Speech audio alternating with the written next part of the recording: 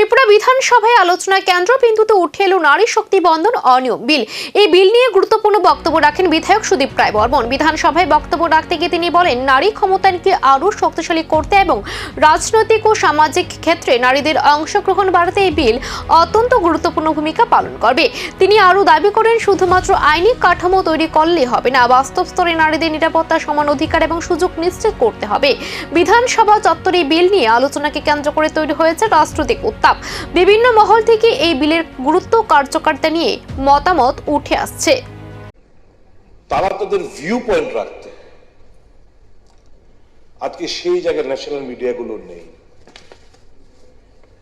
National media স্বাভাবিকভাবে শাসককে তুষ্ট রাখার জন্য শাসক যে অসত্য বক্তব্যগুলো পেশ করছেন এটা হাইলাইটেড করেই মানুষকে বিভ্রান্ত করার একটা ফন্দি এখানে আনা হয়েছে এবং এই মোশনটা সেই লক্ষ্যেই এখানে আনা হয়েছে।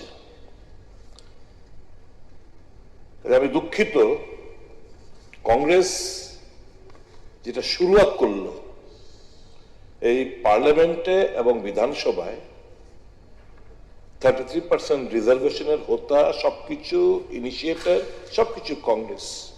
আপনি পারমিশন দেবেন না, কিন্তু দেন যদি কংগ্রেস যখন এই আইন মুভ করেছিল বিজেপির নেতৃত্বের, আমি পারমিশন দেবেন কি স্যার? যোগী আদিত্যনাথের স্টেটমেন্ট সহ অন রেকর্ড কি বল। নারীর অধিকার ও সম্মান নিশ্চিত করার প্রশ্নে এই বিল কতটা কার্যকর ভূমিকা নেবে সেদিকে এখন নজর সকলের।